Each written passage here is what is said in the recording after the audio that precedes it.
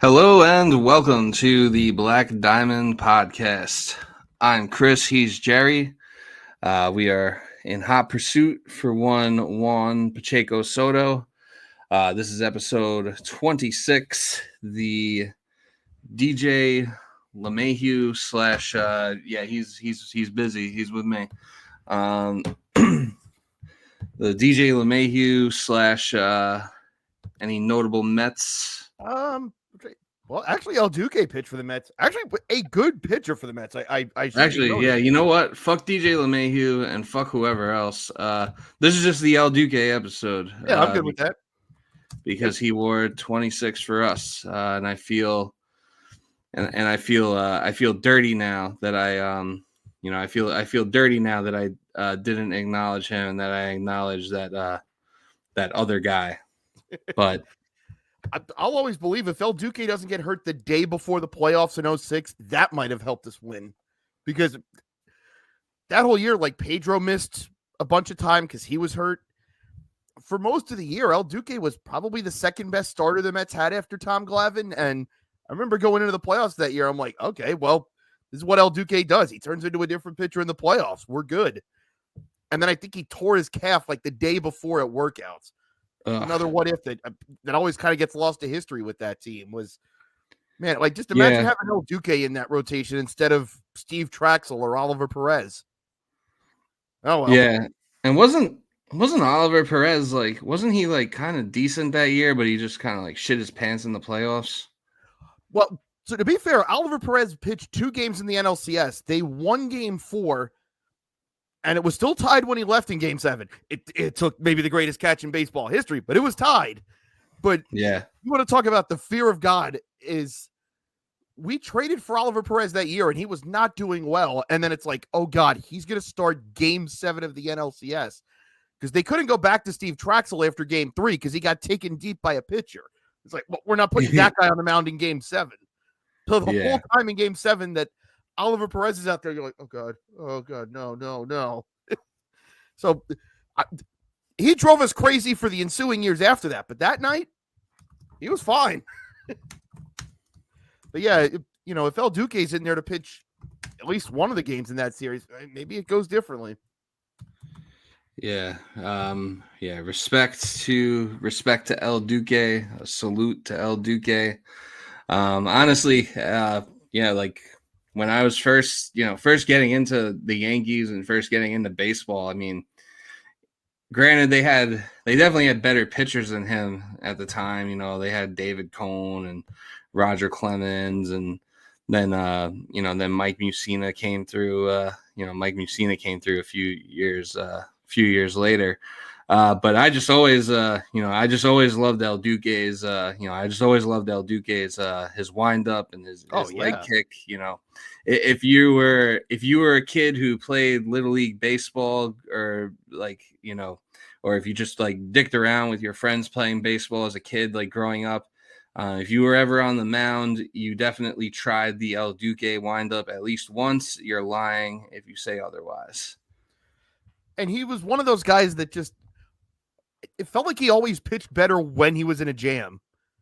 Like, he loaded one out. He'd be like, all right, I'm good. And he'd always get out of it. He liked the pressure. He thrived on the pressure. But we do have we have a pretty jam-packed show for you guys this week. We took last week off due to some world events going on. Just didn't feel like the right time to release a podcast. I don't think baseball was really at the forefront of people's minds, but I don't know if anybody was really in the mood. Yeah. But we're back. We're going to finish up the Nope season with the Fail Classic, and we have a plethora of things to talk about as well. I also wanted to give a quick shout out and RIP to Keith Hernandez's cat, who he just put to sleep. I think today. Pour out a Diet Coke for him. Streets will always remember Haji. Yeah, it was just such a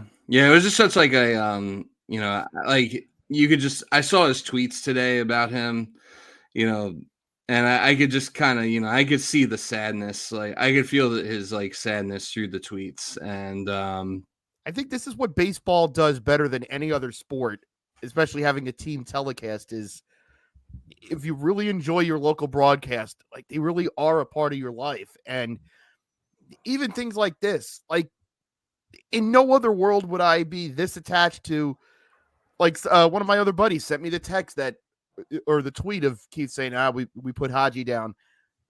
And very few other aspects of my life would I know about someone putting their cat down, and I'd be like, oh man. Like, and for a minute I was like, oh man, that stinks.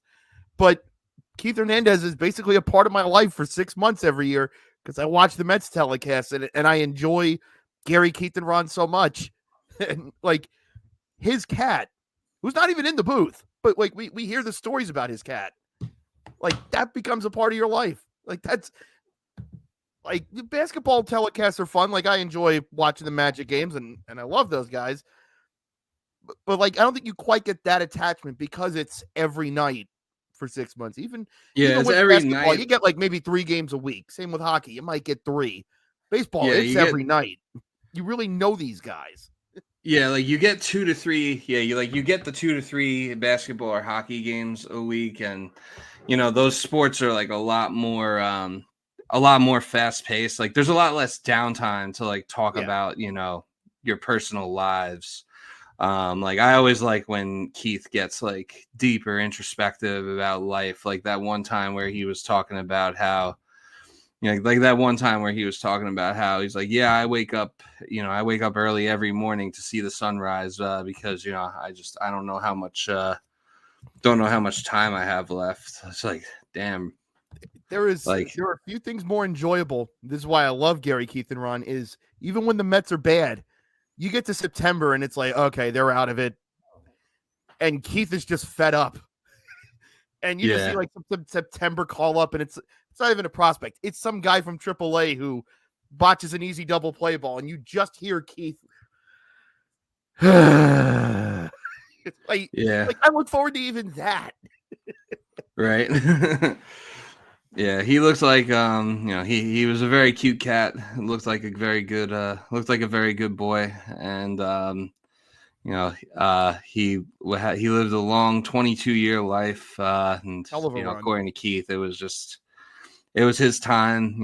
The quality of life was gone and I wasn't really coming back, and he went peacefully and painlessly. So you get pets are I think pets are definitely like a big part of the like I think people sometimes overlook like how big a part of like people's lives and people's families that a pet can be. So our thoughts are with you, Keith. And Haji forever, a true legend. Pour one Enjoy the out. Rainbow Bridge, Haji. Yep. Say hello to my fallen children up there as well. But moving on, gonna talk about a few things. We didn't really talk about it last week or 2 weeks ago because we were just kind of caught up in talking about the actual World Series. But wanted to talk a little bit about my experiences attending Game 3 of the World Series. It was where to begin with this. It was definitely like it was the first time in a pretty long time or probably the first time ever where I showed up like 2.5 hours early to like a game because I was just like, man, like it's just gonna be crazy, and like I hardly ever really know what I'm doing when I'm taking the train there. Like I just kind of take the Long Island Railroad to like Grand Central or Penn Station, and then I just find the Yankee fans and I just follow them. And but like I don't especially know what I'm doing. So I leave Long Island around like 3:30, 3:45, get to Grand Central.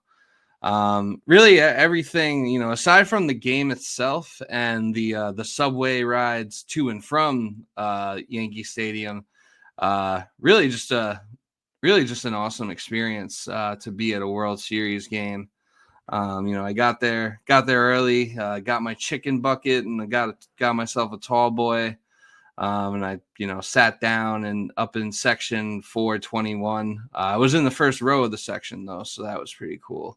Not bad. So I was just sitting up there, I saw like, and then it kind of sinks in when, you see the field and you see the World Series logos like on the field, and you see like you see like MLB Network or whatever, like on the side doing their pregame show. It's like, oh shit, like never mind the fact that I spent an ungodly amount of money to be here, but it's like really sinking in like, oh shit, like this is it. Like this is the World Series and I'm here.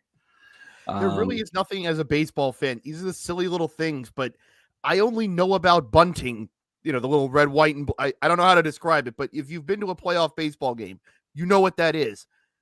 You see it on TV. You see on the little overhangs, the little red, white, and blue banners. They don't mean anything, but you only ever see them at playoff baseball. So when you see them, it's, oh man, this must be important.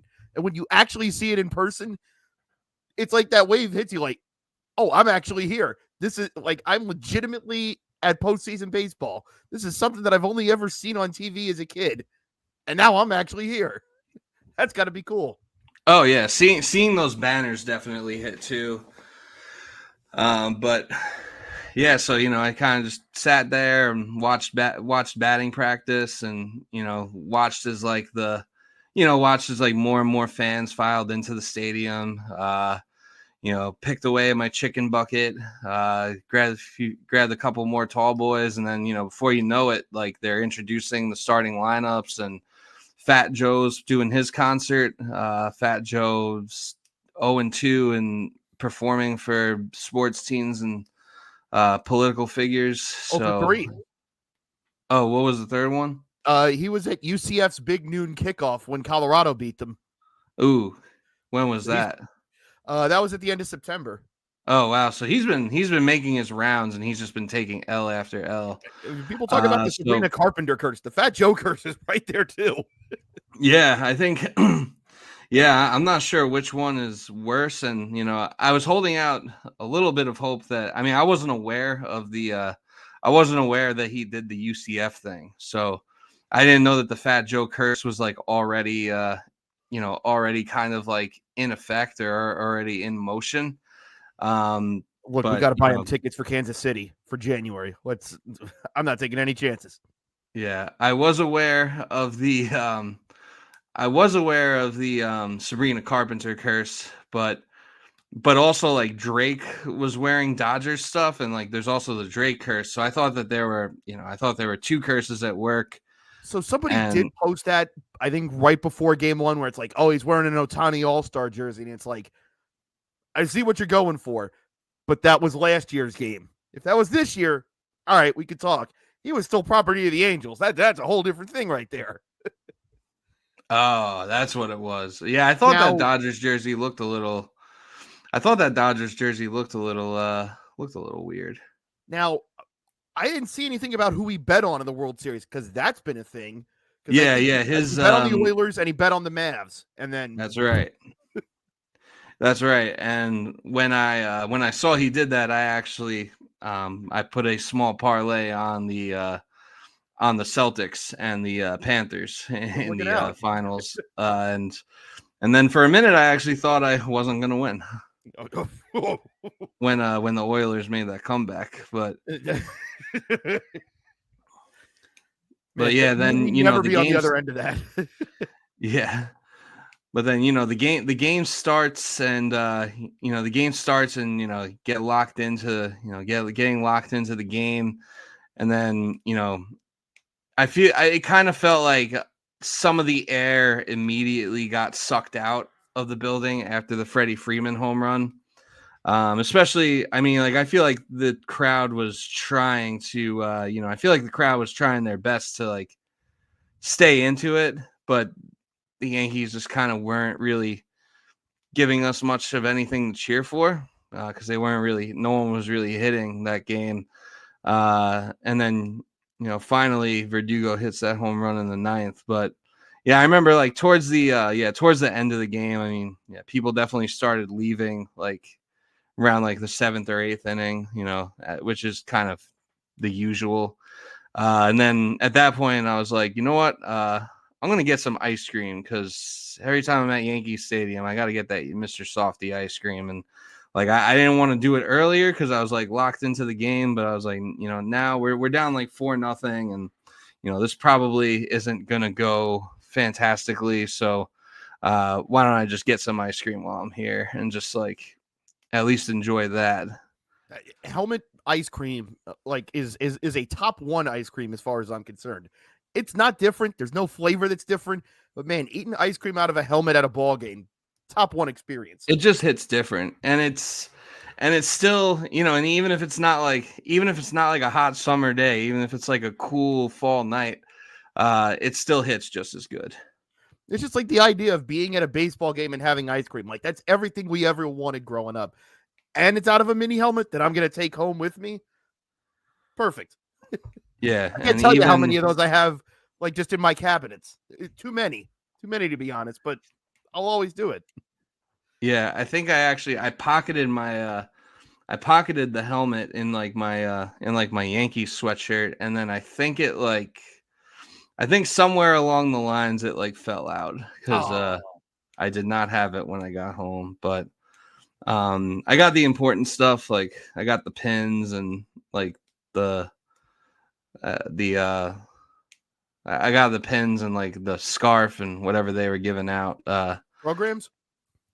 I didn't buy a program. One of enough. my friends told me I should do that, and I was like, man, that's like a good idea, but I was like, do I really want to spend another $40 right now on a program? That's fair.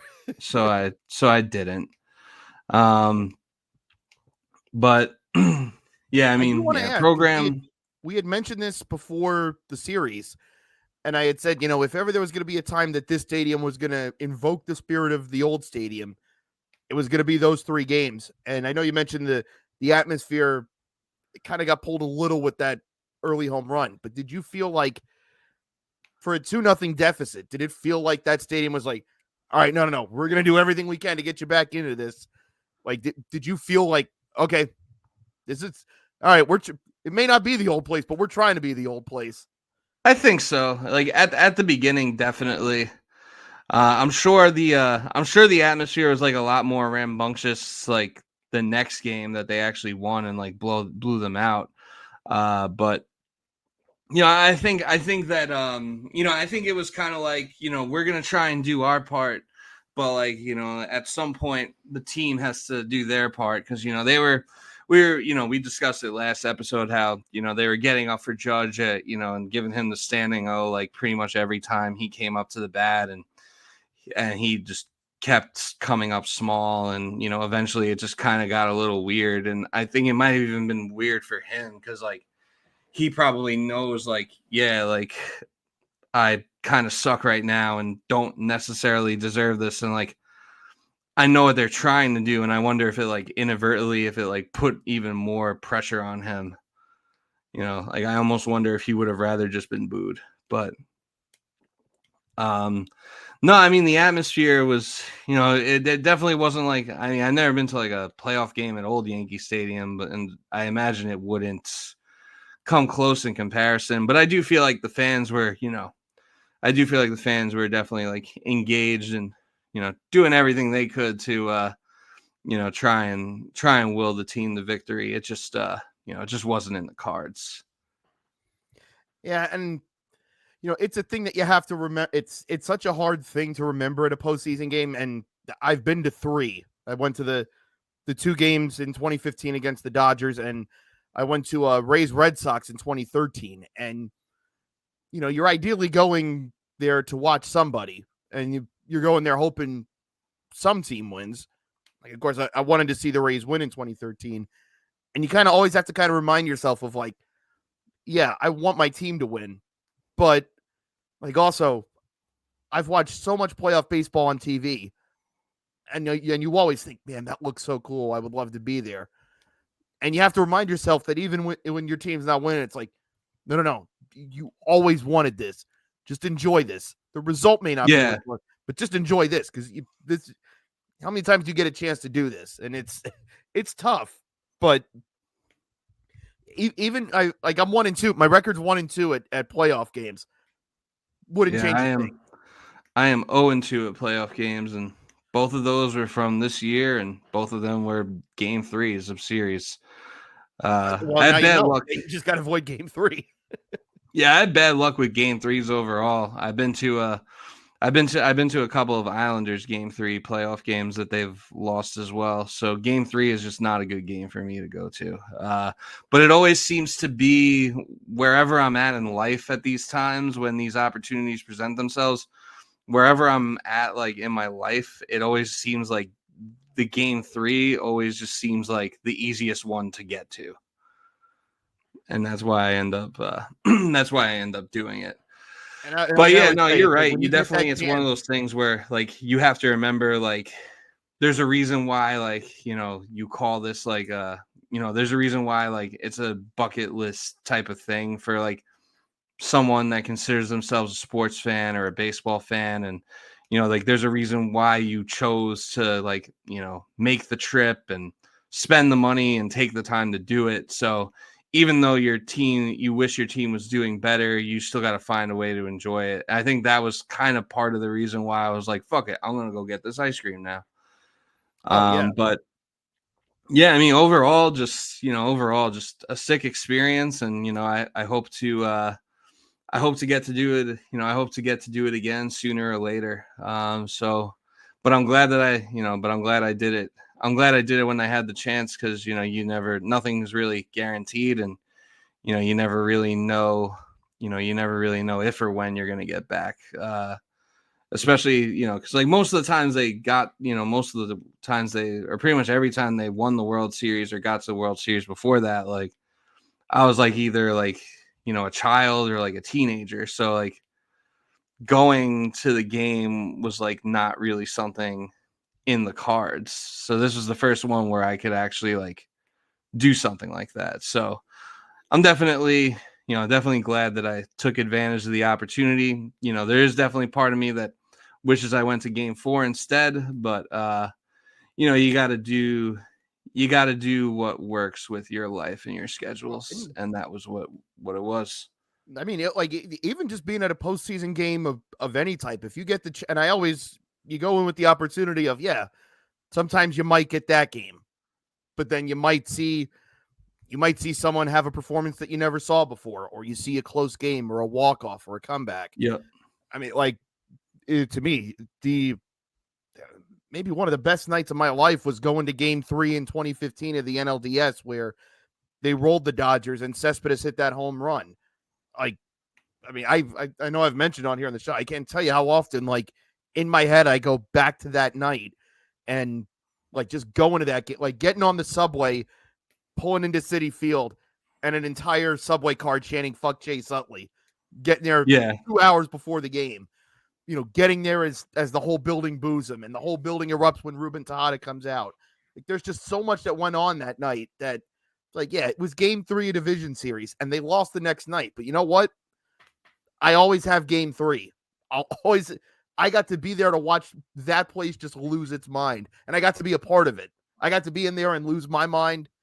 Like, even that, like, all right, it doesn't compare to a World Series, but like that night belongs to me. And I'm sure for everyone else that was there, that was a Met fan, it belongs to them too. Like that, those are the things you hope for. When you go through a playoff drought, you're like, man, you just want that. And the fact that I got to go, like, even that, it's okay. It's not a World Series clincher, but I got to be like, I live that. That's what you want. You want to be able to live something. That's why we sign up for sports, to be able to live that. And I Yeah.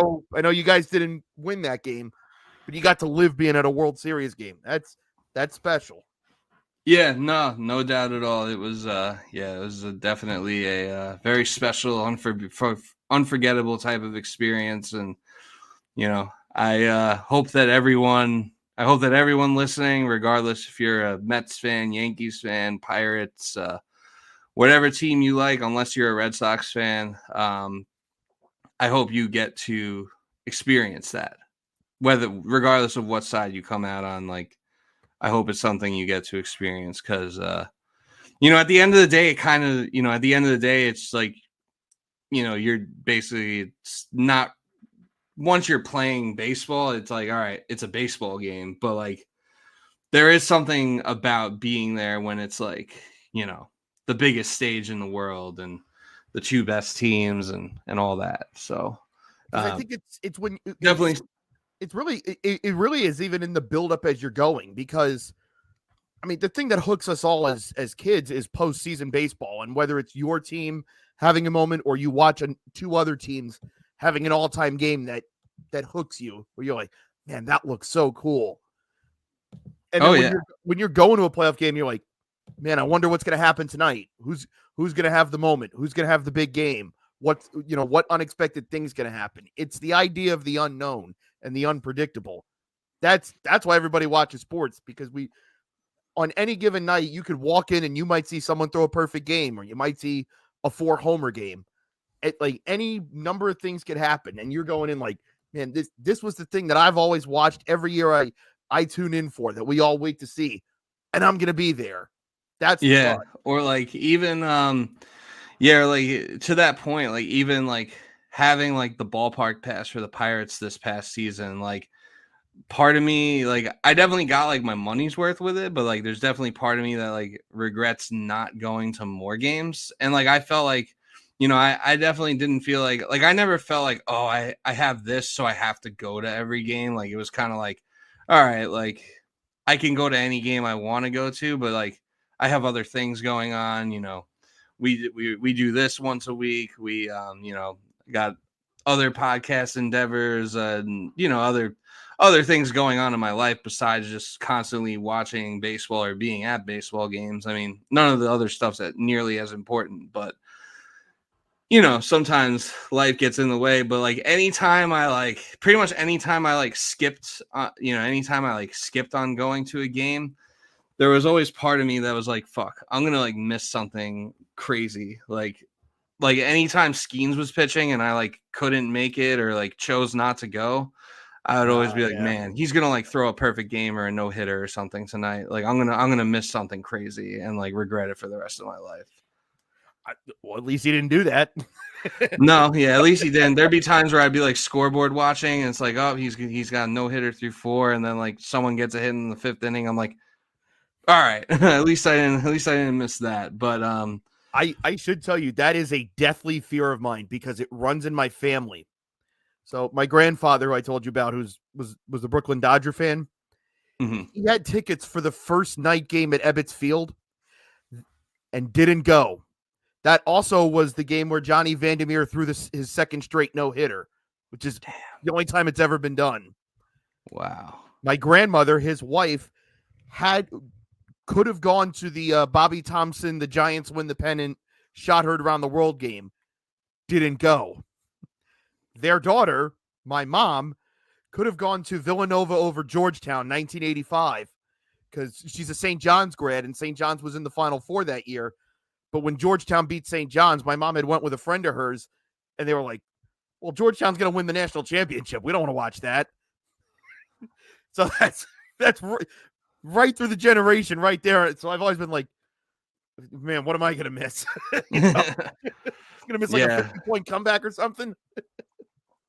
Yeah. So you always got to go to, you never know what you're going to walk into. Obviously, baseball is definitely a game of like numbers and probabilities and, all that stuff. And, you think you have an idea, especially like after like, 162 game sample size, like you think what's going to happen. And I mean, I guess like ultimately this year, like Dodgers Yankees was probably like the most predictable outcome, and the Dodgers winning was probably the most predictable outcome because like they were World Series favorites like from day one pretty much. But at the end of the day, like it's still like about like the journey and how you get there, and like, oh yeah, and like who is gonna like make it, like someone still has to like come through and make it happen. Like, you probably would have thought like you probably would have thought in that like you probably would have thought in that like, oh yeah, Otani probably went off in the World Series, but it's like, oh no, not really. I mean, not that Freddie Freeman going off is that surprising either, but Well, if you had told me after the NLCS, like Freddie Freeman's going to have one of the best World Series you've ever seen, I would have said, really? He can't even really. I think he sat for 2 of the games in the NLCS because he was banged up that much. So I'd be like, really? yeah, Him? or even or even like like Pete Alonso when he hit that home run against Milwaukee Oh, in yeah. the wild card round, like like Pete Alonso, is or was one of the faces of those Mets teams, and he's been there like from day one, and when he first got called up in 2019. So like in a vacuum you'd expect him to have that moment, but in that moment no one was really expecting him to do that given his struggles at the time. So it is always like it's always like the unlikely hero, or like the likely hero becoming the unlikely hero and redeeming themselves. So it's all, this is the shit you live for. And yeah, like even like that day, like I just remember like at 3, like I think I worked till like 3 o'clock that day, and even just like when it was 3 o'clock and like I was done working, like, and I was like shutting my laptop for the day, I was like, holy shit, like this is it. Like I got to get in the shower right now and get to the train station. It's like there's no more. Well, I just have to get this project. I just have to take this call. It's no, I'm going, and there is nothing else. There's no other place in the world I'm going to be but right here, watching my team in the World Series. That's pretty damn cool. Yeah. So overall 10 out of 10 would recommend, would do it again. But let's move on to some other topics we got in store. I wanted to so this Yankees Dodgers World Series, it did revitalize my hate for certain players that I had kind of forgotten about. Like Mookie Betts, always hated him on the Red Sox. Then when he got traded away from the Red Sox, I was like, you know what? Like, I kind of like Mookie. Like I kind of don't want to hate him anymore. But my hate for him was revitalized. My hate for one Joe Kelly has also been revitalized, maybe even more so than Mookie. Obviously Joe Kelly and, obviously Joe Kelly had his history with the Yankees when he was on the Red Sox. There was that 2018 early April game where the Tyler Austin game, where he plunked Tyler Austin after he took a hard slide into second base and, ignited a benches clearing brawl. And that was like kind of a moment where it felt like, okay, like Yankees Red Sox is back. Like maybe the past few years, the rivalry hadn't been what we had been accustomed to it being, but like we are officially back and like we fucking hate each other again. And at that moment, I was like, yeah, like fuck Joe Kelly. I hate this guy. And then like he goes to then he goes to the Dodgers, and he had that moment with the Astros where he I forget who it was that he plunked on the Astros, but then he like Correa. but then he walked off, then he walked off the field and he was like making the faces, sticking out his tongue, and I was like, actually, this is pretty based of Joe Kelly. Then I'm not familiar with your game. yeah, I was like, oh yeah, I wasn't familiar with your game. I have to apologize. But then after the Dodgers won the World Series, at their victory parade, he just had to open his mouth and he just had to talk some shit, despite not pitching, I don't think, a single inning during the postseason. Not a Or one. throwing a single pitch. Nope. Like he was basically the weed man for the whole month of October. Didn't do anything. They basically were just had him around for the vibes. And the first 5 people in the Dodgers who talked all about how yeah, like this is how we beat the Yankees. Like the scouting report said that, if you put the ball in play and you make them make mistakes, like things will work in your favor. And that's what they did. Like that's all fine and good. You want to, hopefully our brass and our management is hearing that, and hopefully hopefully that makes them rethink some things. Hopefully that makes them take a new approach and a new commitment to fundamentals, like going into the off season and going into spring training. And hopefully that's something that they can work on and be better at next year, is cleaning up those mistakes, so that you don't find yourself in that type of situation where you end up having like the worst inning in World Series history. So like that's all good and dandy, if people who are actually playing and were actually contributing wanted to take those digs. I have no problem with that, because it's 100% true.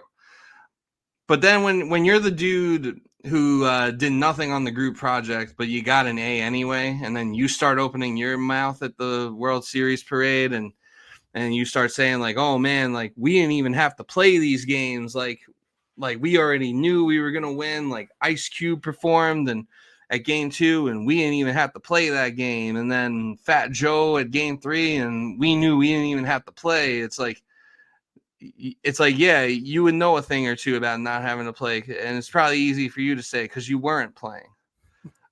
So why don't you just keep your mouth shut? And I hope your wife is enjoying the car that Shohei Ohtani bought for her, so that he could have your number. And why don't you just shut up? And I hope we see you again. And I hope that Tyler Austin's not busy these days, so he can stand on business on you once again. Yeah, you might have to re-sign him just to on general principle. Like, yeah. I forget who's your AAA again. Is it Scranton, or are they still there? Scranton Wilkes Barre. Yeah, Tyler, look, we're putting you in Scranton one series. Are you good with that? Yeah, I'm pretty sure with the balanced schedule, we'll play the Dodgers again next year. Yeah, we're playing the Dodgers. The benches are going to empty. We're sicking you on one man. You know what to do. Yeah, you run. And as a matter of fact, we'll just have him be the bullpen catcher, because Joe Kelly will probably be in the bullpen. So like he can just, when the bullpens run out, he can just you don't even have to run out to the infield. You guys are going to start duking it out on the warning track. I've heard people suggest that. It's like, when the bench is clear and the bullpen's empty, why doesn't one bullpen just jump the other? What's everyone else going to do? They're all fighting on the infield. The umpires aren't coming out there. They're trying to get the infield under control. You know what's really funny is like how like all ballparks are like built differently, but like some of them, like the bullpens are like either right next to each other or like right on top of each other, where like you might have to go through one bullpen to get to the other. I think in Philly you have to do that. I know. Yeah, I think it might be like that in Pittsburgh too, because their bullpens are like right next to each other. Like I would think that the I think San Diego. Like I would think that the Pittsburgh bullpen, like they would have to go through the visiting bullpen to get to the field, or they'd at least have to walk by it. So like, why not just start a ruckus in there? Yeah, and again, like what?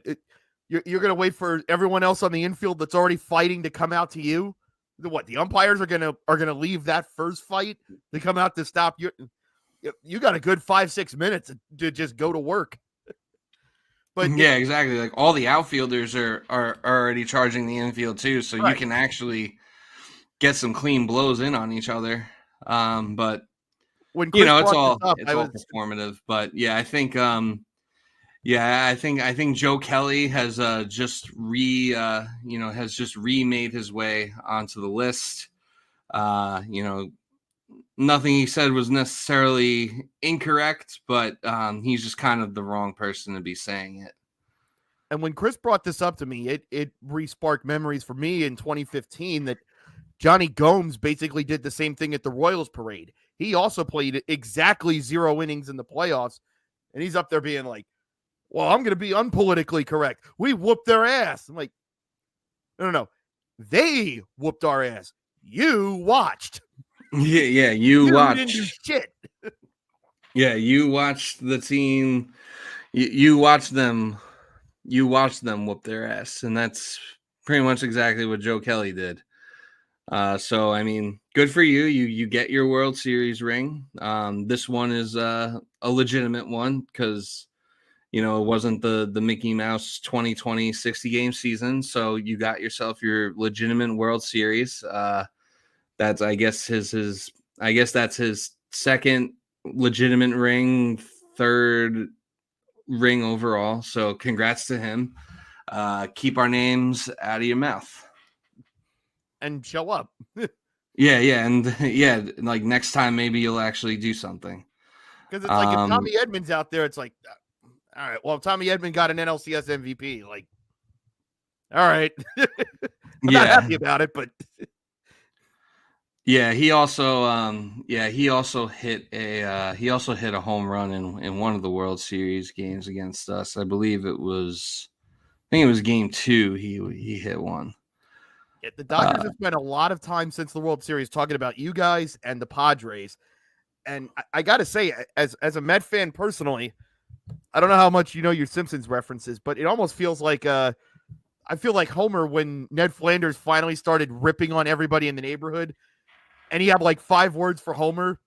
He basically called him stupid, but he barely wasted any breath on him. And Homer's like, "Wow, I got off easy." Wow, yeah, they right. didn't see how terrible we were at all. Great. yeah, that really snuck under the radar. Well, I bet they probably. I mean, I'm sure they would probably say that.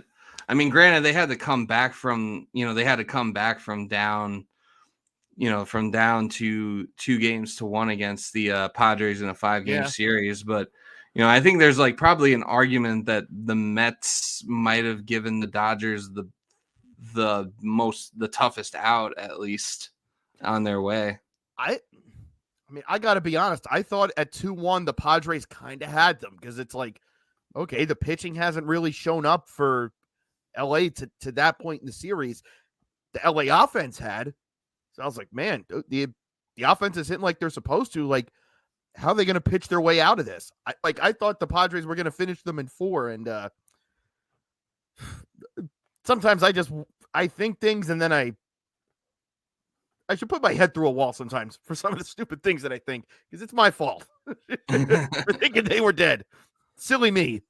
Yeah, I mean, I kind of thought maybe it was over too, and I wouldn't lie. I won't lie to you. Like, obviously at that point, I was still like, all right, like obviously we still have to beat the Royals, and then, we still had to see what was going to happen, like who we were going to play in the next round. Or I think we had already beaten the Royals at that point, but obviously, like, we still had to see who your we were going to ALCS play. had started already. What's that? I think the night that the Dodgers played Game 5, I think your ALCS started. No, it didn't start yet because the next day was Game 5 of the Tigers and the Guardians. Oh, you're right. You're right. So, like, obviously at that point, like, we still had to like see what was going to happen, like who we were going to play in the next round. And I knew at that point, like, I think at that point we knew the Mets were in the NLCS, and I knew at that point that I probably didn't want to see the Mets if we got to the World Series. But I I would have said at that point, like, that if we get to the World Series, like, the team I'd want to see the most would have been the Padres. Now I know that up to that point they were the hottest team in baseball, like from like basically the All-Star break on, but I just remembered that like we played them very well like earlier in the season. So based on like our track record against these teams in the regular season, I felt the best about playing the Dodgers, and I thought that it would be like, poetic for Soto to like beat the team that traded him.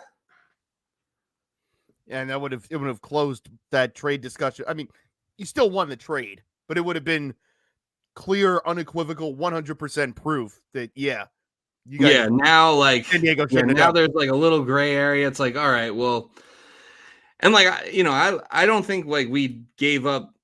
I don't think we necessarily just gave up like peanuts for Soto. I mean, like Michael King's a damn good pitcher, and Oh, he is. Kyle Higashioka is a pretty solid catcher too. I do wonder if I do wonder in hindsight, like, did the Yankees give up Higashioka because they thought that he was like the least good catcher they had, or like was that like the guy the Padres were like asking for to like get the deal across the finish line? I just laugh because I just remember the Kev's first reaction after the Soto deal was done was like, man, I don't have to watch Kyle Higashioka take another at bat for this team. And it's like, no, do you? Yeah, that, and Would it's you be like happy?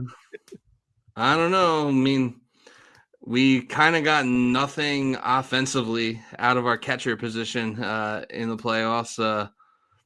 It's hard to think Kyle Higashioka wouldn't have given us a little bit more. So I don't know. But, granted, obviously couldn't be happier with how the trade went. And Oh, you still we do. definitely won the trade. But, now there's that gray area. Like, what if Michael King goes out and like competes, like he's like the Cy Young runner-up or something next year? Well, I mean, Soto still gave you the hit that gets you to the World Series. He So, did. like, I mean, I know the whole point is to win it, but you got back there for the first time in 15 years, and he was a huge reason for it. So, like, Oh, yeah, we don't get there without him. yeah, like ultimately, I think, whether or not you re-sign him, that trade still served a purpose. You guys thought you were close. He got you to a World Series. Like that.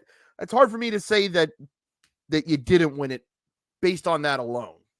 Oh, no. We definitely won the trade. I'm just saying, like, going forward, like, say we don't get Soto back and like Michael King continues to pitch well, which I would expect that he would. There could be a world where there are certain Padres fans who try to like chirp back that, hey, you know what? Actually, let's revisit this and see who actually won. I still think it's It's annoying. I know yeah, like all I would about it. still think it would like fall on deaf ears, and like I would still make that trade 100 times out of 100. Don't get me wrong. I just think like there is a world where there's really not much they can say now, but like in the future, if certain things play out a certain way, they might they might start to open their mouths again. The simplest thing you could tell them is, oh, well, you should win something then. Yeah, please do. Please. Like,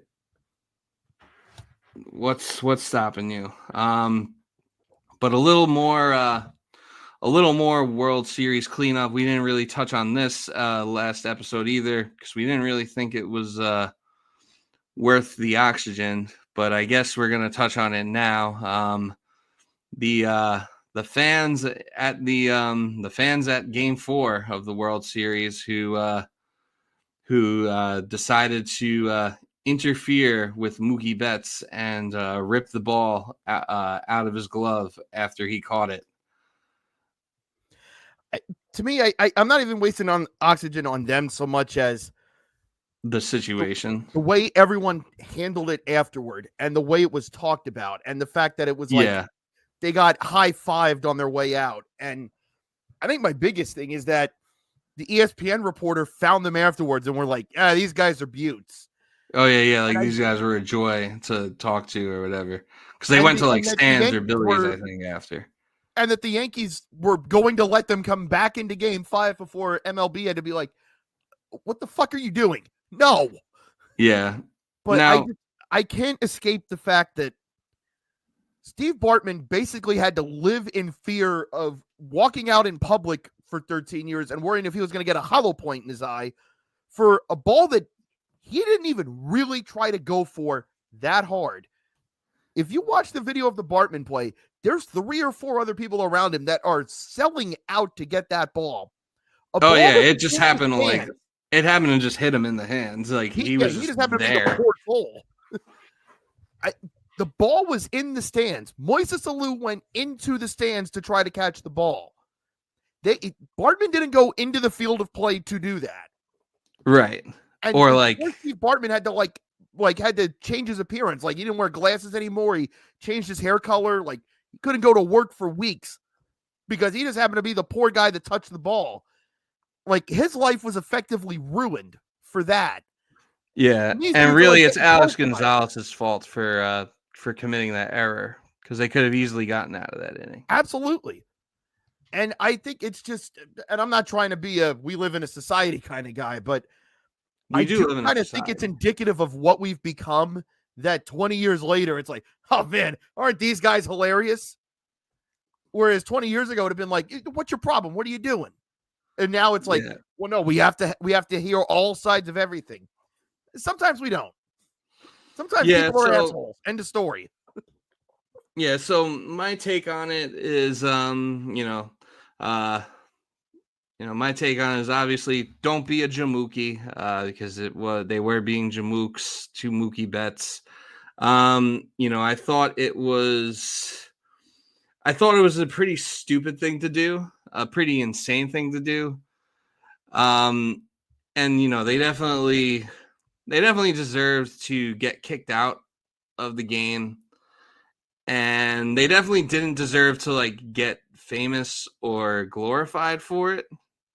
But at the same time, I think that a lot of people kind of overreacted to it. Like there are people like I don't know, some people were acting like they committed like a war crime or Oh, something. yeah, the Judd Apatow, he could have been killed sort of Yeah, thing. like oh, he could have been killed or he could have broke his arm. It's like there's part of me that's like okay, like yeah, like they were grabbing his arm and trying to pry the ball out of his wrist and Yeah, like like, yeah, and that's that's like a not little cool. that's like yeah, like that's kind of fucked up. But there's also part of me that's like Mookie Betts is like a professional athlete who, you know, as a professional athlete, it's like your job to like train your body and like stay in shape basically 24/7, 365. Like, your job doesn't end when the season ends. Like, you're still expected to like, keep your body in shape like pretty much at all times. It's And it should like be there is noted. part of me that's like, oh, if Mookie can't like, if Mookie can't like fight off like a drunk Italian guy, then like I don't know what to tell you. And it should be noted, Mookie also bowls in the offseason. So you don't think those wrists are some of the strongest on the planet? Yeah. Yeah. So Also, like, for I think that I get what the fans were like. I get what they were trying to do. I think they were just trying to, like when they say, "Oh yeah, we were just trying to like extend an at bat." Like I believe them. I believe that that was their intent.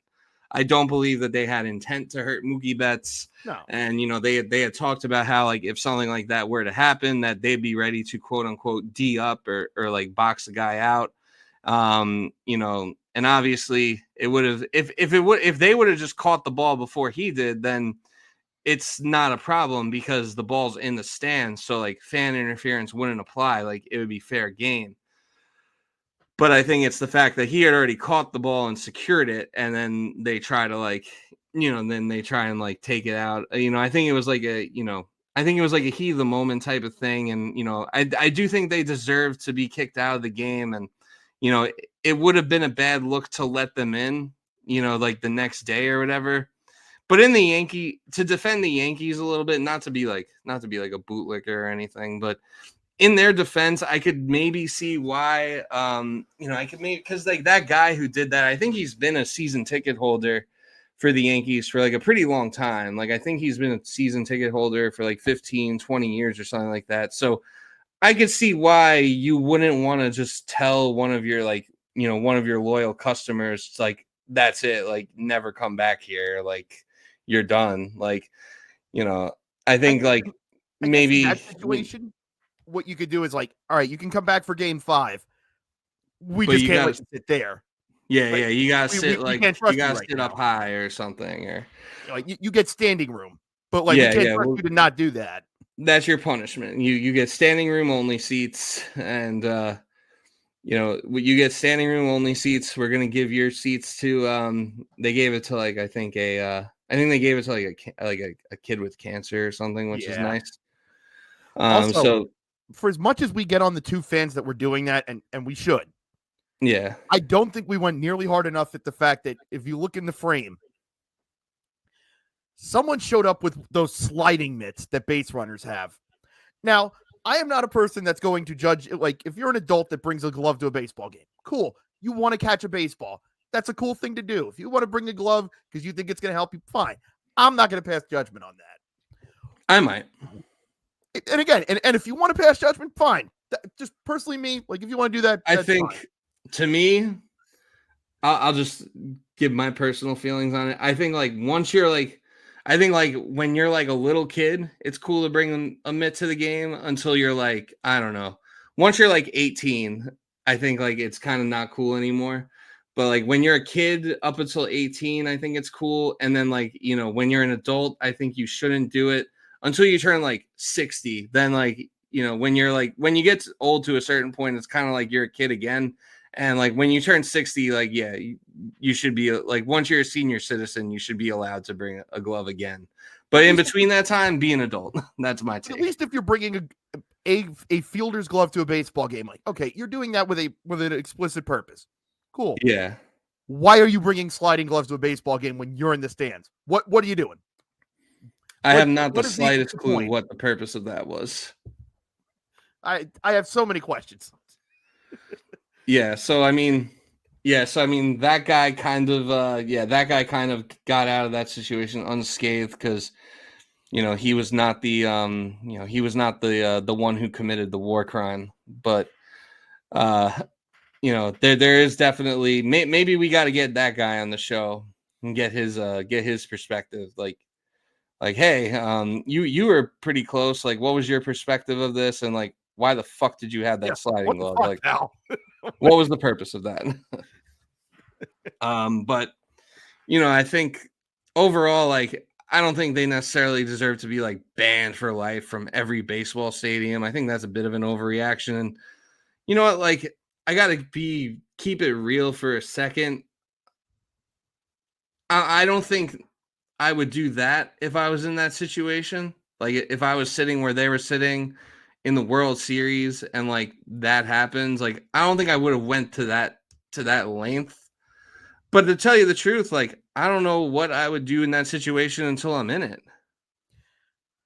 That's a reasonable take, because it's the only other thing that I can sort of equate it to was, I don't know if you remember when the Ravens won their last Super Bowl, they took the safety right at the end of the game, Right. and they had to punt one more time. And it came out months later, like they had Joe Flacco mic'd on the sideline, and it's like, all right, so what if they return it and I just run on the field and tackle? I'm like, can they do anything? Like, is that a flag? I think it would be a flag for like 12 men on the field. But I think but like the point was like, man, like if he was like the last man and he's like, you're not going to win the game. Like, yeah, that would be insane. And he would wear that forever. But also like, yeah, if I'm right on the sideline and this guy's running by me with my ring, yeah, I can't say I wouldn't have thought it either. Like, yeah, that we and can like wag I our think finger at him, but like I think like if Joe Flacco if Joe Flacco is able to go on the field and make that tackle, I would just give it to him. yeah, Like you did all that. Like you kind of deserve to win. But also like I think they would have just said like this is illegal substitution or 12 men and yeah, they probably would have given them like a free play or something. yeah. But then it would have been like, oh well, they'll kick the field goal and they'll go to overtime, as opposed to like he just runs it in. But yeah, that was like a thing for a little bit when it came out where he's like, if he's close, I'm tackling him, and it's like, oh my god, that would have happened. And it's like, yeah, but how do you know? How would any of us react if we were one play away and then we saw the nightmare unfolding? Like, I mean, and granted, this wasn't that. But your point's very valid in terms of like, yeah, if I'm right there and my team's in the World Series and we're losing, I mean, like maybe we would have done a thing where we would just would have knocked the ball. Maybe we wouldn't have done what they did. But like to say that we would have just sat there and been like, no, go ahead. Yeah, I definitely I don't don't think know. I would have like if it's in the stands, I am. If it's in the stands, I'm holding my hat out. I'm holding my hands out. I'm doing whatever I can. I don't think I'm grabbing Mookie Betts' arm Hey man, you or dropped something. anything or anything like that. But I'm definitely trying to get the ball if I'm in a position where I'm entitled to it. But again, it's just like, you kind of don't know what you're going to do in a situation until you're in it a lot of times. Like, people always like to say how they would have done things differently if it was them there. But like, do you really know that until you're there Right. is kind of my point. But yeah, I mean, it is kind of, it is kind of wild that they got like famous and, they're probably going to like get their own podcast or whatever. They were at like Barstool Sports the next day, making their rounds and all that. And like, it's like you said, like, I think it's just the whole point that like they do that and they're like, they're famous and they're glorified. And like Steve Bartman makes like a mistake and was kind of just in the wrong place in the wrong time. And, he's receiving death threats and, having to hide, having to like hide and change his change his appearance and his identity just to like, Go to feel work. safe for like a decade and a half. So, it's definitely a sign of the society that we live in nowadays. And I think I told you this after we recorded the last episode because we talked about it a little bit like off of the air. But I think I told you like when I started thinking about it, I was like, I'm really glad for Steve Bartman that Yeah. didn't happen in like the age of Twitter and social Oh media. God. It's like Oh I don't God. know if he would have. This sucks to say, but I honestly don't know if he would have survived it. No, I mean, like, given the mass hysteria that we have now, oh yeah, Like I think there's a I mean, decent it chance almost either. happened then. Like I think there's a decent chance. Like yeah, like it almost happened then, but I think like if like now I don't know anything about him, like his persona personally, but like I think like there's a decent chance. Like I don't know, man. Like if I was a like if I was Steve Bartman and I was a Cubs fan and like all that happened, like that would be bad enough. But then if there's like millions of people on Twitter who are like threatening my life and saying all these awful things about me, like I don't know what I would have done. Like I might have done something drastic and irreversible in that situation. Like that's all that's all I'm gonna say. It's But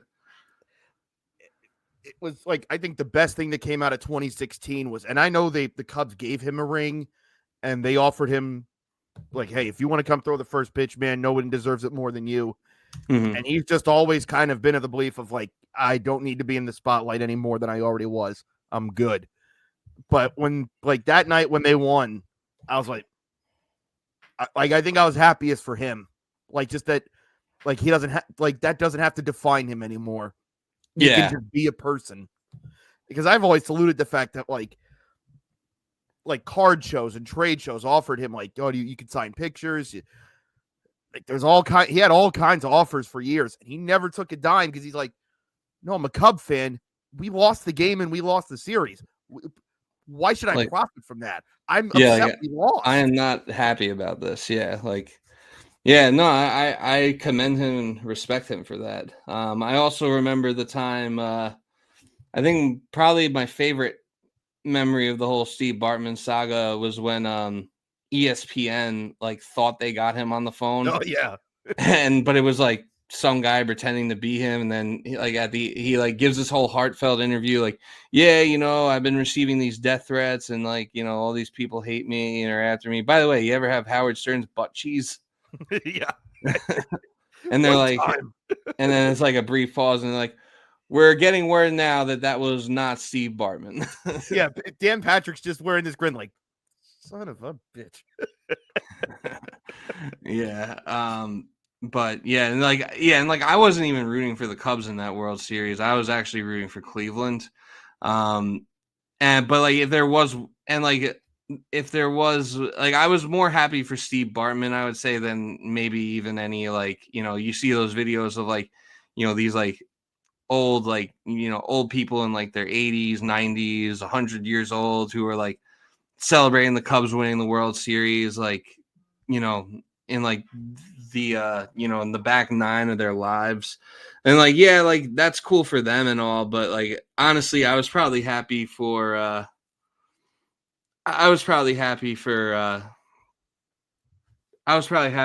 him more than anyone when that all went down. Because it's always easy to just go back and look at, like, they booted a double play ball, like not even like 90 seconds after that would have got them out of the inning. They were leading game 7. Kerry Wood homered in game 7. Steve Bartman wasn't even there. They lost that game. Like, how can you pin that on him? And I think there actually was, I'd have to look for the video somewhere, but like, this might have been one of the earliest cases of people talking about win probability. I think they actually drew it up that at the moment that foul ball was hit, the Cubs win probability was like 94%. And I think after that foul ball, not the double play or anything else, I think it was either unchanged or it dropped by like 2%. Yeah. So they still had an over 90% chance of winning the game, even after this supposedly disastrous thing. With 5 outs to go, you should win that game. Yeah, it was literally everything that happened after that. And I think honestly, like looking back on it, because like you saw how like how pissed Moises Alou got, like immediately, like he just pointed at the fan, was like, "What the fuck?" Yeah, he's stopping, and like I do wonder if he would have just like if he would have just not done that, he would have just been like, "All right, like that's strike 2, like let's get back to it." Yeah. Like, I wonder if, obviously there's 8 other people on the field, and things have to go a certain way. But I wonder if cooler heads just prevail and they just get out of the inning. Or even if he doesn't react and that inning still unfolds the way it does, if anybody remembers it. Yeah. Like, if the inning's more remembered for, oh man, they had a double play ball and they were out of it, and the guy who had no errors all year booted one. Like, that would have been the thing. But immediately it was Alou, like, losing his mind, and everyone watching. You see, like, oh, and then it's like you see this like goofy looking guy with like the headphones and the Cubs hat. Yeah.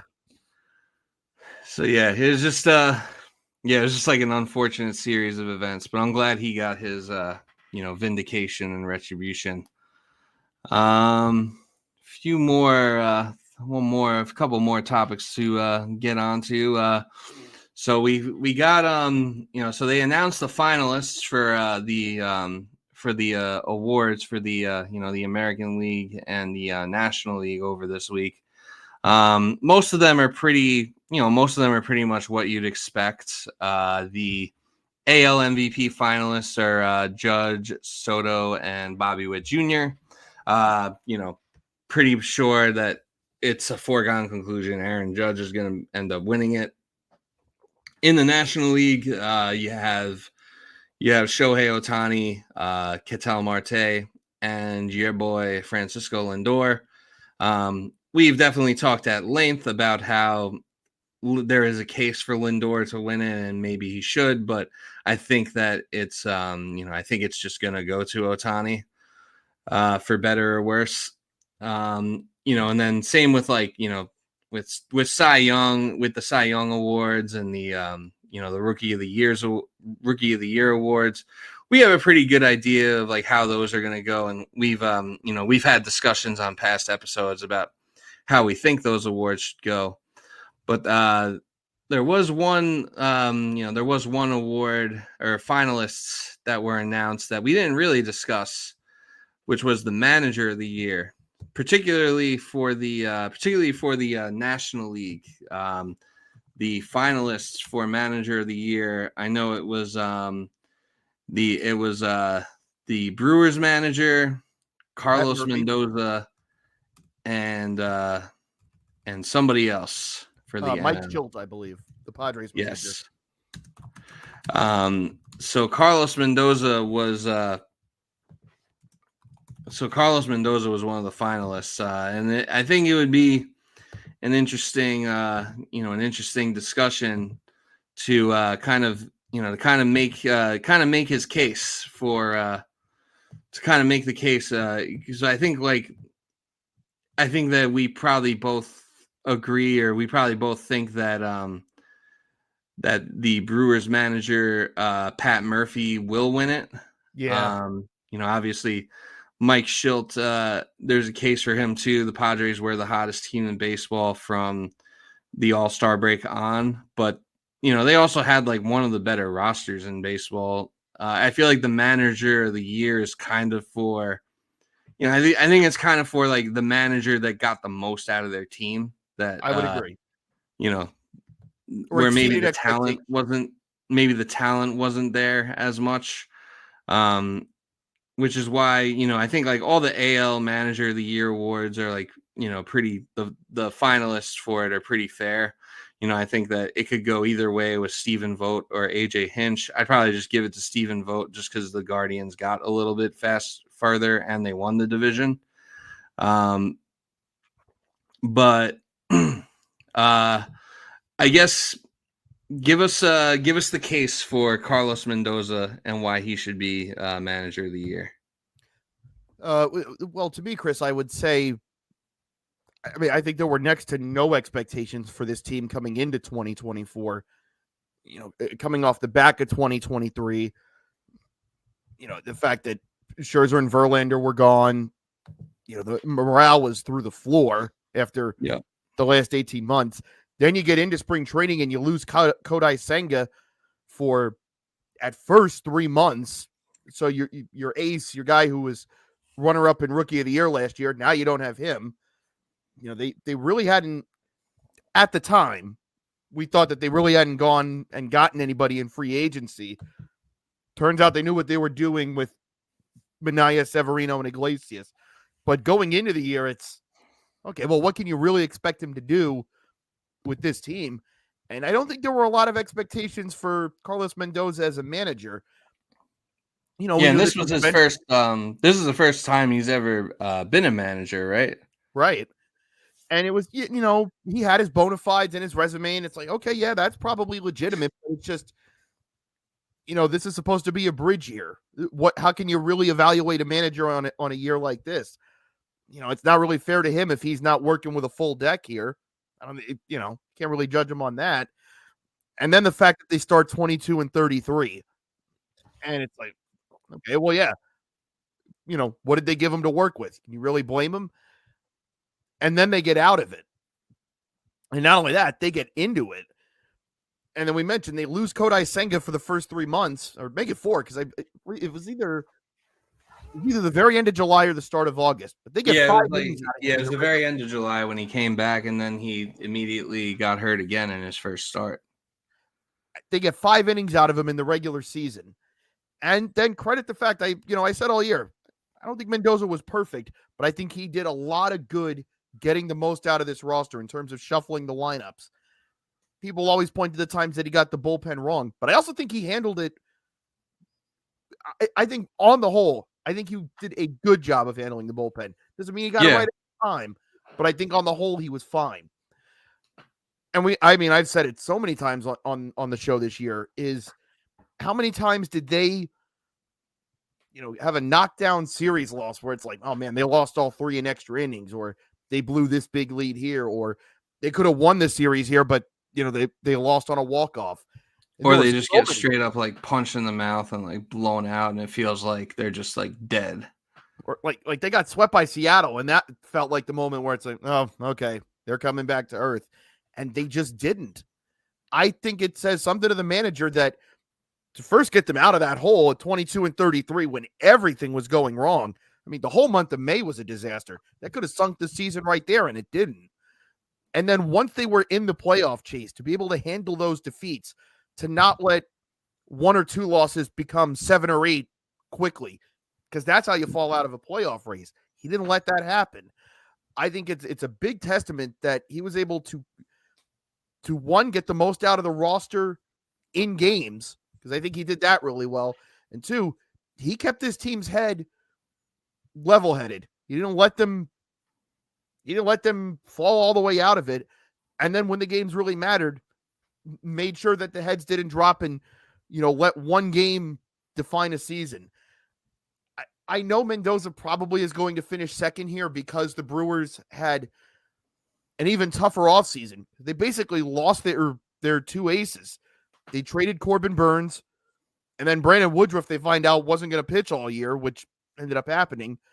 Their manager of almost a decade had left just before that, and he was considered one of the best in the game. They just lost him. And then Yelich gets hurt during the year when it looked like he was having another all-star caliber campaign.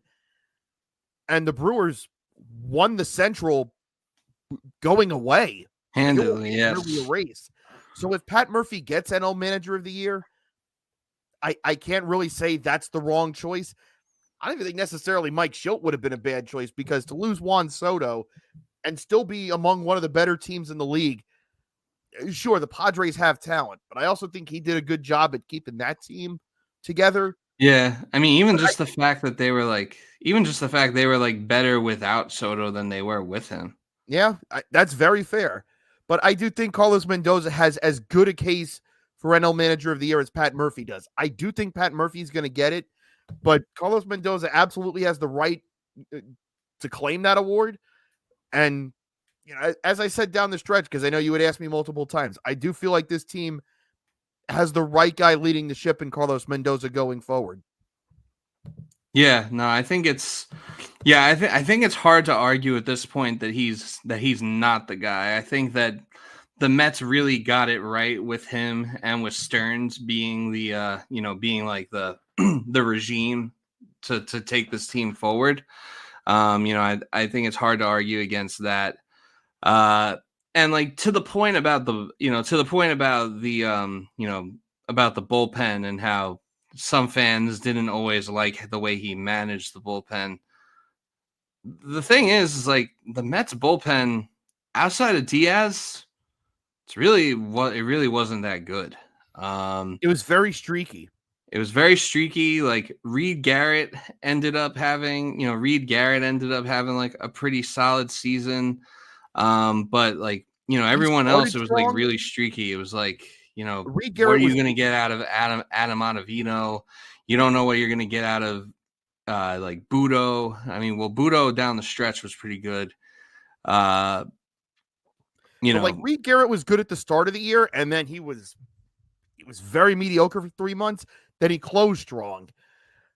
There was a reason they had to go trade for so many bullpen arms at the deadline, because it was just like, they were counting on Ottavino. They were counting on Jake Diekman. They were, it was not pretty for like Dednell Nunez was one of their better arms. And then he got hurt, I think at the beginning of August, and then we didn't see him again. So It wasn't even like, he just had this murderer's row of arms that he could just call on. And even that, like managing the Edwin Diaz situation is another thing that kind of gets lost with all the other craziness that went on during the year. He got demoted in May. There was a stretch during the first 2 months of the year where, sometimes he looked like the Edwin Diaz of 2 years ago. And then there were times that he looked like 2019 Edwin Diaz. People were all like, has this guy lost it? Yeah, people were wondering if the knee injury like ended who he was pre-knee injury. And that can be a scary thing. And, if a manager doesn't handle that correctly, relievers and confidence are so important with these things.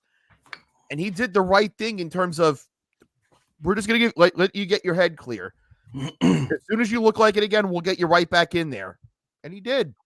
And I mean, Edwin Diaz still had some stumbles after that, but there were plenty of stretches after that where he started to look like 2022 Diaz again.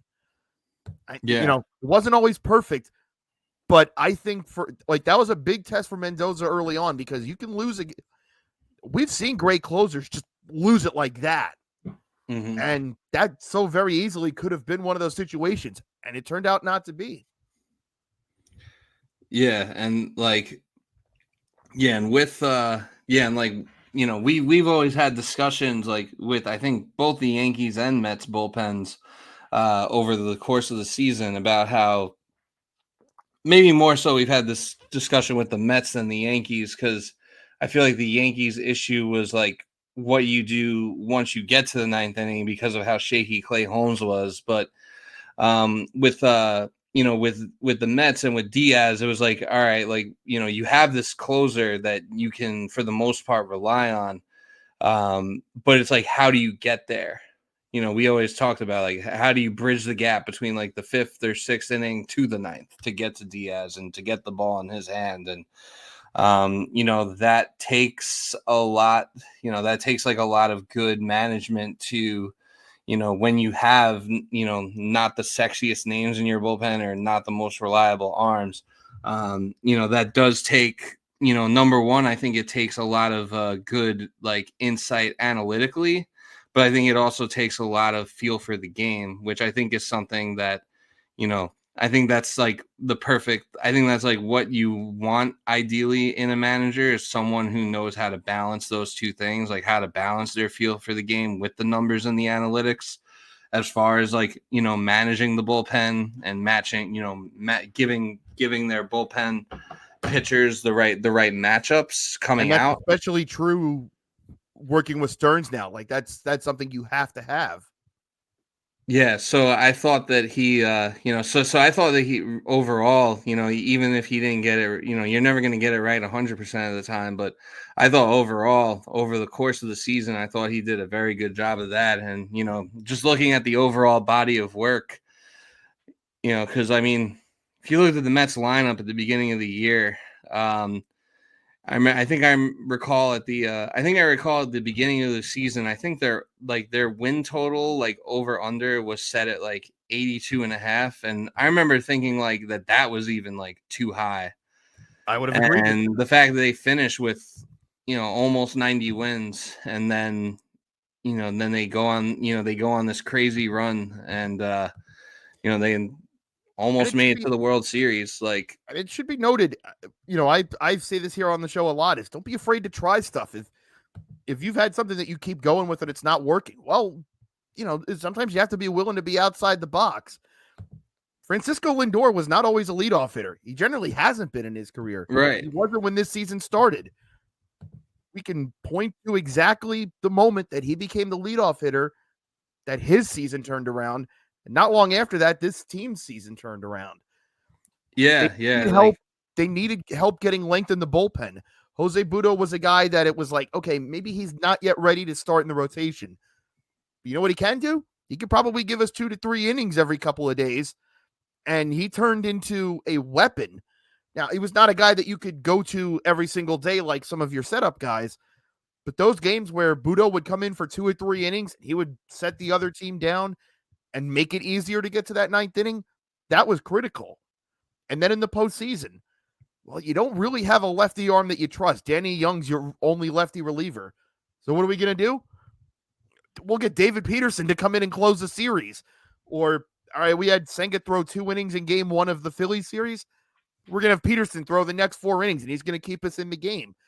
Sometimes you got to be willing to try stuff that you normally wouldn't do. Mendoza did that a lot, and the rewards were great for this team. Yeah, just like the overall creativity of like, willing to think outside the box with things like that, and also being able to do it without burning certain people out. I think that he did a very good job, and I think that all three of the finalists, although a manager this day and age in baseball, a manager probably doesn't do as much as they maybe used to. Like, they probably don't have as big a role. It's more like the manager's more just like someone that gets blamed when you lose, and when you win, it's like, oh, good for you, you stayed out of the way.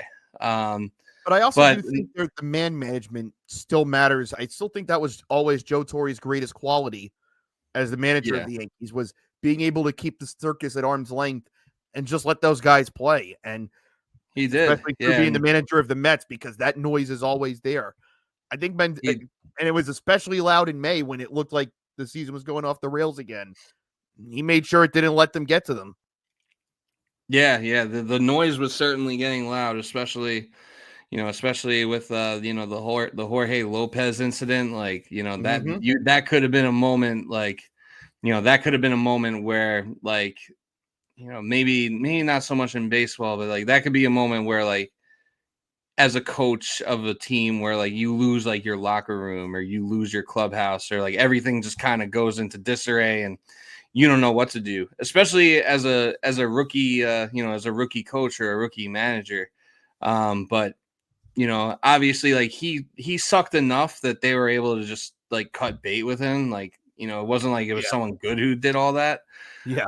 Otherwise it might have been like a tougher situation to navigate, but they were able to cut bait and kind of use all that as like a and then, like, Lindor held, like, that meeting, and then they moved Lindor to lead off, and they tried all these new things, and he pushed all the right buttons. So I'd say he's just as deserving as any of the other nominees. So yeah, we'll see if he wins. I think it would be really cool if he did win. I think it would be like, and I think he'd be right to give a big fuck you to, like, any of the Mets fans who doubted him or were, like, tweeting that he should be fired in, like, April or May. Yeah. So I hope he does win it, but we will see what happens. I think the awards are gonna start getting announced, like, in the next week or so. So we'll see what happens there. One final thing to touch on before we close this portion of the episode out, and then we will go on to the Fail Classic. We didn't really get to touch on this either, just because of how caught up we were with the World Series and both teams in New York making deep playoff runs. But Pete Rose passed away about a month ago. He was definitely, he passed away the last day of September. He was definitely one of the more, like, polarizing and controversial figures of the game of baseball for obvious reasons. So, regardless of how you feel about him, he was definitely, definitely a big part of the game, regardless of whether or not you think he belongs in the Hall of Fame or, or what if you have a negative or positive perception of him. He was definitely a big part of the game of baseball. So definitely wanted to pay homage. Do you have anything you'd like to say about Pete Rose? I think the Hall situation actually ended up playing out the way I hoped it would, because the best theory that I've heard about whether someone's a Hall of Famer or not in recent years was someone said, can you tell the story of the sport without them or with them? You absolutely have to talk about Pete Rose when you talk about the history of baseball.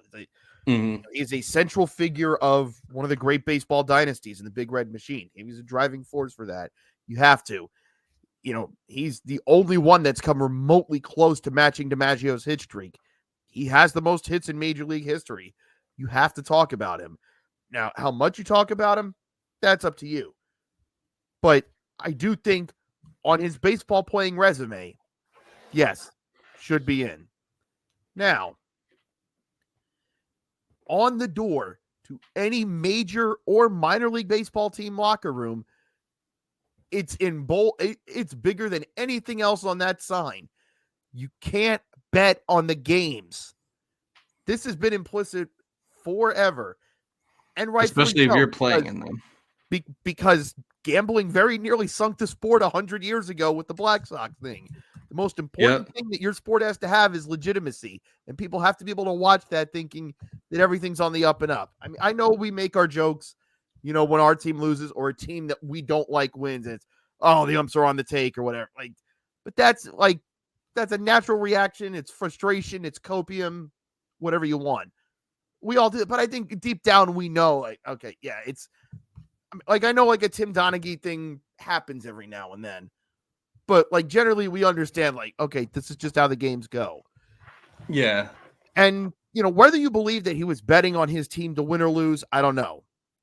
but we do know implicitly that even if he was betting on his team to win, it's against he the could have rules. been playing and using guys that were hurt and could have irrevocably ruined careers to cash in a bet. We don't know that. But when you Yeah. are the manager and you are betting on a game that you are involved in, these are the things that can happen, and we can never truly know. And that's why it's so important. That's why they go out of their way to not to discourage these things. And I know people will talk about, oh well, look at all the gambling ads you see during games now. And even I'm not wild about it. And I've said I'm someone, I don't bet. But if you want to, go ahead. I don't do it because I'm not good at it. So I'm going to leave that to the people who think they are or who are good at this. But if you want to do it, cool. But it's understood. Like from the day that you start playing professional baseball, you don't do this. Ultimately, my biggest hang up with Pete Rose on all of this was that for years, he would tell anybody that would listen, I didn't do this. I didn't do this. And so when does he finally fess up? When he's selling a book. So as a country and as a society, we're generally pretty forgiving. If you look like you've at least learned your lesson or at least are going to try to make amends for whatever you did. So for 15 years, people backed you because they wanted to believe in you. Yeah, you know what? They're railroading him. He didn't do this. So you cashed in and fessed up when you were trying to make a buck. And even after that, every year on Induction Sunday in Cooperstown, what's he doing? He's down the street signing baseballs and pictures and bats for money. So it's like you're going to upstage your peers and your colleagues and guys that you played with and worked with. And you're going to make their day about you because you can't get in. Like that's it. It's like he's never shown any genuine contrition for what he did. And he lied about it for years and only was like, all right, fine, you got me. Buy my book. Like, Yeah. I always believe that what should have happened was, yeah, you do put him in eventually because you have to acknowledge the player that he was. I think you put in on his plaque, yeah, was barred from the game because X, Y, and Z. Because we haven't even addressed the other very heinous allegations that don't get nearly brought up enough with Pete Rose, and that's Oh yeah. No. That's my biggest hang up with him is that stuff. And the fact that like he just casually brushed that off when it was brought up to him a few years ago. But I always thought what you do is, yeah, you put him in there because you have to acknowledge the player that he was, but you don't let him have his day. And I always said, the day he's in the ground, you put that plaque in. Here we are. Yeah. I don't know. For me personally, as far as whether or not he should be in the Hall, I mean, he does have 4,000 hits. He made it to the All-Star game 17 times. He's won multiple championships, the World Series MVP. And obviously, I mean, obviously, like if you look at like his OPS and stuff, it doesn't really quite. He only hit like 160 home runs, and like the power numbers aren't really quite all there. Oh yeah. But like he was playing in a different time, to be fair to him. But yeah, for me, I think the bottom line is he did. I don't know if he should necessarily be put in posthumously. I just, I mean, the Hall of Fame for any sport, at the end of the day, to me, it's a museum, and it's a museum to tell the story of the history of the game. And obviously Pete Rose is a big part of that. And, it's kind of weird, and there are plenty of other players too that should be in that aren't in, that it's like weird that they're not in it. And it's like kind of hard to take the Baseball Hall of Fame seriously or to take the baseball writers seriously. And that's like an entirely different conversation to have. But yeah, and like I think that's a good point you brought up about even if you're betting on your team to win, as a player manager, and the fact that you could be the fact that you could be jeopardizing players' careers and stuff to cash a bet when, otherwise you may just be like, all right, this is like a punt game. Or it's like, hey, I know this guy's tired and he hasn't been feeling good of late. Let me pull him. So that's a good point too, and that's something I never really thought of. I just, people have been clamoring for it for this long, and obviously the Shohei Ohtani thing happened like earlier this year, and Pete Rose was like, "Oh, I guess that's what I needed was an interpreter." I just think, I think that he, I think he gets celebrated. I hate to speak ill of someone who passed away, but I think he gets celebrated a little bit too much, and that some of the heinous things he did, even outside of gambling, I think like kind of get swept under the rug, and I just don't really think that's right. And like I just don't know what it really, I just don't really know what it really does for anyone to put him in the Hall of Fame now. So, I think you kind of just he has his place in history, and I think you kind of, to me, I think you just kind of leave it at that. Personally. And I've seen people bring that up where it's like, oh, well, Ty Cobb's in the Hall of Fame and we know he wasn't the greatest guy. And it's like, well, yeah, understood. But also look when he was inducted and look what the standards were at the time and what was accepted and what wasn't. Okay, yeah, right. They let him in. We know better now. How that would go now, I don't know. But going forward, we should try to do better with those things. And if someone wanted to say, hey, yeah, I'm willing to forgive the gambling thing, but I'm not willing to forgive the other allegations, well within reason. Absolutely. Or even like people have brought that up with Bonds where it's like, yeah, like the steroid stuff, fine. It's like he's got domestic violence stuff on his record. It's like, are we sure we want to do that? Or people bring it up with Clemens too, with the Mindy McCready stuff. It's like, if you wanted to hold it off on that, all right, that's fine. Like if we're gonna have a line of consistency on this stuff, I'm willing to hear that. But yeah, like I think people bringing up the stuff with Ohtani, it's like, oh well, so he's okay, but Pete Rose wasn't. It's like Shohei Ohtani played, and we don't know that he was betting on the Angels. Like I think people were trying to make a false equivalency here, and it's the same sort of stuff that we see. Like anytime anybody's suspended for non-baseball reasons and they try to equate it with Trevor Bauer. And it's like, no, you know the difference. You just don't care.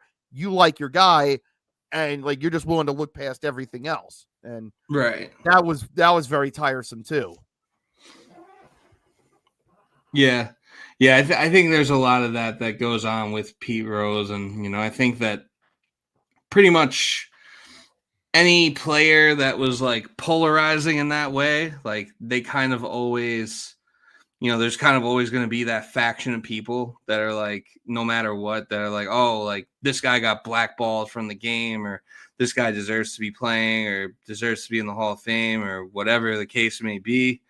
And I think it's just then the whataboutisms come into play, and I think the whole thing overall is pretty tiresome, but to me, I think he did what he did. He knew he wasn't supposed to do it. He showed little remorse for it. He showed little remorse for the other things that he did or allegedly did. So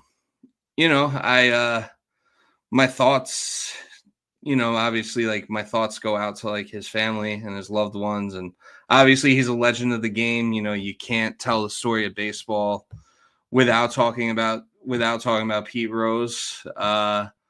But I think that you kind of just, I even think in a way it's like a little bit disrespectful to him to induct him, now that he's passed on. I think to me, it's like either you do it when he's alive, like, or, I think now at this point, I think you kind of just gotta let the ship sail. But I think those are the consequences to actions. Whereas if he didn't do that, yeah, he would have.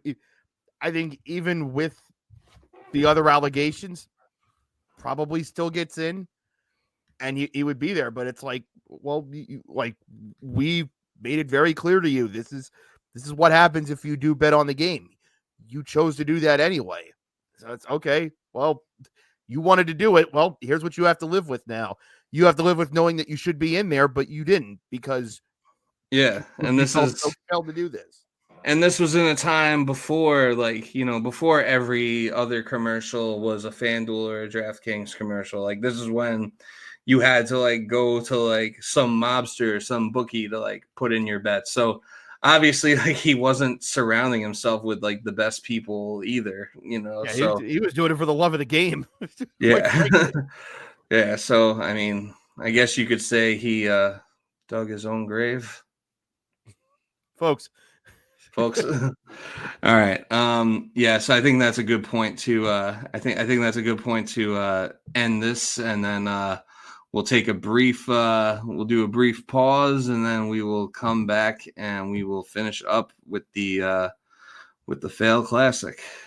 So thank you everyone for listening, and we'll see you soon.